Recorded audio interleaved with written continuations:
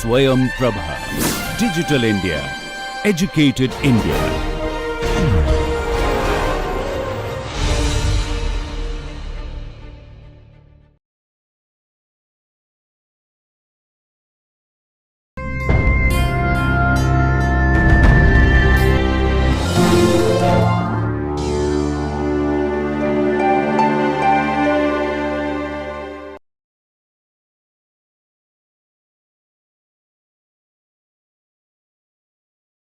Welcome again to the NPTEL course, The History of English Language and Literature.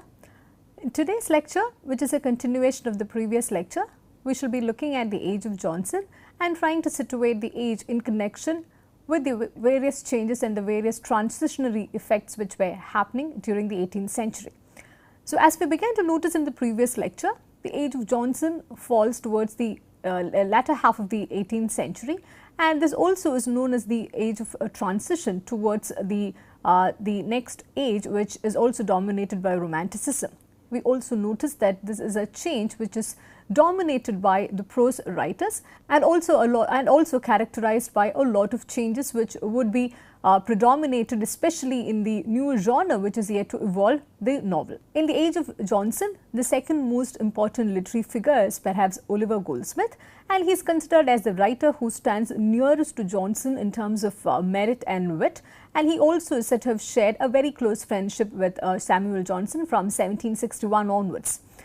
In terms of his personality, Goldsmith is considered quite interesting. Hudson in fact talks about him as the most eccentric of an eccentric family. He was born as the son of a Protestant clergyman. He was also Irish, which also had led to a lot of controversies in terms of his political and ethnic affiliations. During his youth, Oliver Goldsmith's major claim to fame was his bohemian lifestyle. He, right from a very young age, he had a reputation for wildness and stupidity. Initially, he had studied at Dublin, which he did not continue much for various reasons, and we also noticed later that he leaves for Edinburgh to study medicine. But nevertheless, historians do notice that he was only nominally pursuing the study of medicine in Edinburgh. His interests were always elsewhere. And he also had briefly left for Leiden, where he lived for some time, and we also, history tells us that he earned a little money by teaching for a while, but he also loses all of it at the gaming tables. Because of this reckless lifestyle that he led, he was not a favorite of many during his many of his contemporaries. Horace Walpole, a contemporary of him, later mentioned about him as the inspired idiot. In 1755, we get to know that, keeping in tune with his very bohemian lifestyle, he takes off for this grand tour of Europe. We also noted in one of the earlier sessions that this grand tour of Europe was considered as an essential part of a man of learning and a man of scholarship during those times. So, we find Oliver Goldsmith going on this major trip from Flanders to Paris, from Paris to Switzerland, and then he moves across the Alps to Italy and goes almost till Padua, and then we find that he comes back through France. And if he had led such a bohemian lifestyle without any steady income and without having pursued any proper form of study with a seriousness, how did he fund all of this travel? That continues to be a source of mystery, and there is absolutely no available record of how he fended for himself during his this grand tour of Europe. And in terms of the direct effect of this grand tour on his literary writings, it's very notable to highlight at this point that two of his works, The Traveller and The Vicar of Wakefield, one a poem and the other a novel, both these works were majorly influenced by this grand tour that he undertook at an earlier point in his life. By 1756, after having completed this grand tour, we find that he finally reaches London, penniless and friendless. He also serves for a while during this time as an apothecary's assistant, because he was also trained nominally to be a doctor. He also worked as an usher in a school. But however, what proved to be the turning point in his life was the career that he began as a corrector for the press, and this was a job that he secured with an introduction from Samuel Richardson, another contemporary writer of 18th century. And so we find that with this introduction and with this newfound interest in writing and in the world of letters, we find him slowly drifting towards literature at the age of 30. This also proved to be a major turning point in his career, in his personality, and we also know that after that there was no looking back. In the beginning, he was only a hack writer. He was beginning to be noticed in the London circles, and the initial works were only considered mostly as pot boilers. However, the works of The Traveller, The Deserted Village, these two major poems did bring him some fame in the beginning. But it was The Vicar of Wakefield, the novel published in 1766, that enjoyed a permanent position for him in the world of letters in the London literary circles. He also had compiled a set of essays together and had published them under the name The Citizen of the World. When we talk about the literary influence of Oliver Goldsmith, it's very important to mention right at the outset that he was one of the founding members of Johnson's club, which was quite a coveted club during the 18th century. And in terms of his relationship with Johnson, Boswell's biography makes a detailed note of the kind of relationship that both of them shared, the kind of deep friendship that both of them had for each other. It was of a very curious nature. Johnson, it seems, used to bully Goldsmith quite a bit, but as the historians point out, though Johnson often bullied Goldsmith, he would allow no one else to do so. So in that sense, Johnson also tried to protect him from various other forms of bullying attacks. Goldsmith was also of a very different nature. We do not find him being classified among the other leading figures of those times who were witty both in writing and in their conversation. Goldsmith was considered slow in conversation, and also it said that he had a perfect genius for blundering. If you remember, at the outset itself, we noticed that Horace Walpole had spoken about him as an inspired idiot. So, due to the various kinds of blunders that he used to commit in his day-to-day life, he was a laughing stock of the wits of London's literary world. But however, he remained the favourite of Burke and Reynolds throughout his lifetime. They also shared a very deep friendship with each other.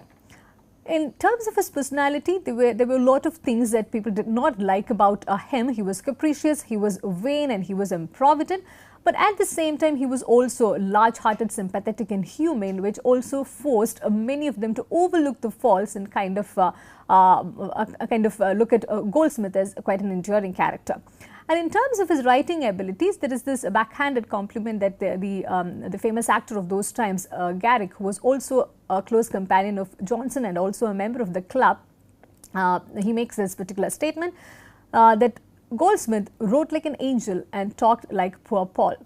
So this was the kind of reputation that Goldsmith enjoyed during his lifetime, and he also was one of the very few writers of those times who was quite well known during those times, but did not make enough money even to come out of the debts that he had accumulated. In 1774 he dies, and he was still in debt even at deathbed. Nevertheless, there is this epitaph written by Johnson which also talks a lot about the kind of everlasting effect that Goldsmith had left in the literary world. A gentle master who left scarcely any kind of writing untouched and touched nothing that he did not adorn. When we again try to talk about the literary output of Oliver Goldsmith, it's very useful to state at the outset that his work was mostly miscellaneous in nature. However, in terms of convenience of understanding literary history, we find Oliver Goldsmith being placed mostly among the prose writers of the period. But as we noted, he had also written considerable amount of poetry. He had contributed to the other genres and other forms of writing as well. And in terms of his writing, it could be classified into two. He had composed original writings. He also had compilations of the existing works. But however, it is possible to say that in both of these sets of writings, in the original ones as well as the compilations of others' writings, he always left a very strong personal element, which is what had forced the historian Hudson to remark about his writings that its peculiar charm is the charm of the man himself. So he was one of those very rare writers who could leave a personal element and a personal touch of his genius and even his personality in his writings, whether it was original, whether it was creative original writing or whether it was just a technical compilation. Sometime later, we also find Goldsmith turning towards the theatre. He had come up with two major plays, The Good-Natured Man, produced in 1768, and She Stoops to Conquer, which was staged in 1773. She Stoops to Conquer especially was a major success, and we also noticed that in the 18th century, which was not a promising time for theatre or for plays, we find that She Stoops to Conquer is one among the fewer plays of those times which continues to be talked about even in the contemporary. So these two comedies would also have another historically interesting element. It was a reaction against the dull and vapid moralizing of the sentimental comedy, which was the kind that even the major writers of those times, such as Addison and Steele, had produced. And with these two comedies, especially with She Stoops to Conquer, we find that there is a return to real humour and life, which the English society had been majorly missing ever since the 18th century had dawned upon them. So in these works, in these plays, we also find the revival of the true comic spirit, which was also starkly missing from the 18th century writings, which was dominated mostly by formal prose and a lot of cynical approach towards life. Goldsmith was very different from the other writers of his times. In the 18th century, especially when the 18th century began, we noticed that the age was dominated by a lot of cynicism, a lot of formalist approach. So we did not find any of these tendencies getting reflected in the writings of Goldsmith. He was far from a realist. His writings and his personality were essentially wrapped in a poetic temperament, and in fact it's said about him that everything he takes out of experience undergoes idealization in his hands. So this was a sort of approach that he had towards life and also towards his writings. Again, interestingly, if we compare Oliver Goldsmith with the other writers of his times, we notice that he was even more consistently conservative than Johnson himself.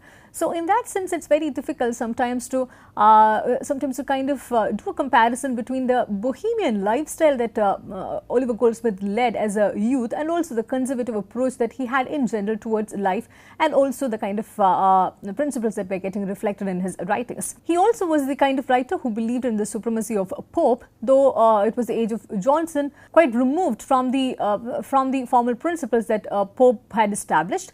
We do find that Oliver Goldsmith maintaining a certain kind of an admiration for the Augustan age, and even in his prose style we find a reflection of this. But nevertheless, if we analyze Goldsmith's writings, the curious fact remains in such a way that his writing was also easy and informal, and the style was entirely his own. Though he majorly admired many other writers, though he was influenced by the other major dominating principles of different ages and different times, we find him developing his own kind of style. And this was also very important in the 18th century, because this was an age when literary writing was moving away from standard principles and rigid fixities towards a freer kind of experimentation, which would find its fruition in the succeeding age, especially in the age of Romanticism. Now we begin to take a look at the other major prose works and writers of those times. It would be of utmost interest to note that the works in history dominate the other prose writings of this time. And we also find many writings in history achieving greater success and also achieving more artistic spirit. David Hume's History of England deserves a special mention at this point of time. This work, however, also had faced a lot of critique at a later point because it was careless in presenting facts. He was also being a very strong supporter of the Tory party. We also find him displaying a very strong Tory bias in favour of the Stuarts and also against the Puritans. And it's also a well-known fact that Hume was better known as a philosopher later on. And William Robertson's History of Scotland, History of Charles I and History of America were also very popular history works written during the time. History was not seen as a boring pedagogic form of writing, but it was seen as a way in which people begin to look at the ways in which they themselves and also their community, the society, the nation itself were getting framed and shaped from the earlier times onwards. And this interest in history, in fact, we find it continuing into the later centuries and also developing into a proper kind of discipline and an academic interest at later point of time. Edward Gibbon's History of the Decline and Fall of the Roman Empire is perhaps the most important prose work of this period. It also deserves to be talked about a little more. Gibbon's work was quite influential during those times, and it continues to be one of the most referred works of the 18th century. And this is how Gibbon began his work on a very personal note, which was not really associated with history writing during those times.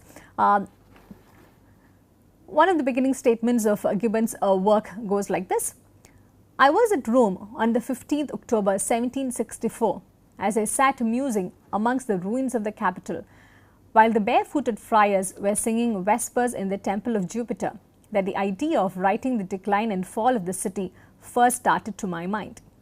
So beginning with such a personal note, he goes on to cover the history of 14 centuries. So it's said that the work began with the reign of Titus from AD 98 onwards, and he closes with the capture of Constantinople by the Turks in 1453.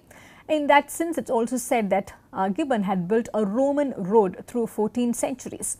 So this work was quite unique in many respects. It was a result of laborious research, and it also displays painstaking accuracy, which was also a very commendable fact during those times. If you remember, so many of the historical works of those times, and especially in the especially even from the early modern era, we find that the truth value of even the historical writings were much contested. And this work is most supremely noted for its the wonderful power of organizing enormous and chaotic masses of material into a well-ordered whole. And this sort of research-oriented production of history was not a technique which was taught, or not a technique in which people were much trained during the 18th century. This also makes it all the more unique and all the more special. And nevertheless, there are also a lot of criticisms against Gibbon's work on Roman history. It said that it lacked feeling and sympathy. It also had dealt inadequately with the religious aspects of those times, and this is also said to be a result of the very formalist and a very indifferent approach towards history. And it also had rejected the whole question of Christianity, and in terms of the writing style, it was seen as monotonous and quite laborious and not very friendly to the reader. Nevertheless, the uniqueness and the supremacy of this cannot be disputed. As one of the later historians, E.A. Freeman, notes, Gibbon remains the one historian of the 18th century whom modern researcher has neither set aside nor threatened to set aside. This also reminds that towards the end of the 18th century, literary and non-literary writings were moving closer and closer to the modern times. There is also very little that began to distinguish the earlier writings from even the contemporary ones that we access today. The end of the 18th century, named as the Age of Johnson, was also an age dominated by political prose. We find Edmund Burke as his prolific best during those times. He was a philosopher who celebrated a kind of philosophic conservatism in his works.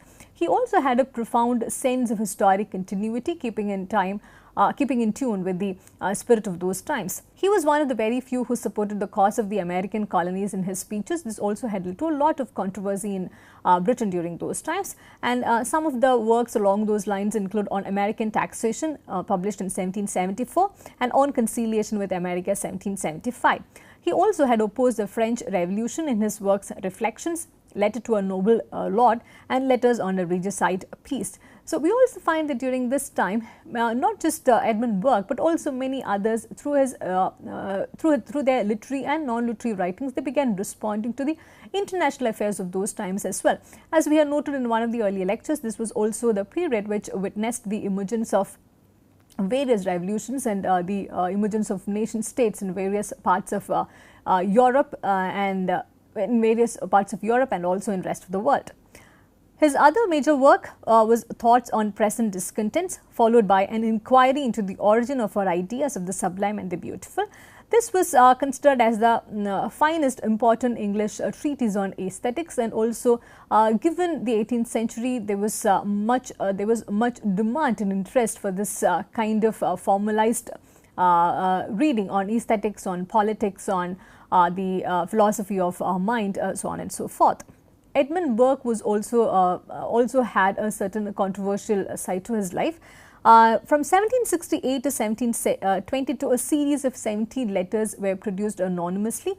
This also included fierce invectives against the ruling government. So these letters were signed Junius, and it certainly was not the real name of the author. So there was this conspiracy. So there was this assumption that perhaps the author of all of these 70 letters were Burke himself, though this is a much disputed claim, and there are also historians who feel that it could have been authored by someone else. This remains one of the things which this remains as one of the things which are credited to Burke's account. Two other important writer philosophers of those times include William Godwin and Thomas Paine, and Thomas Paine also had responded to some of Edmund Burke's writings during those times. Amidst the very serious kind of writing that dominated the 18th century, we also find that sort of lighter prose also prevailed.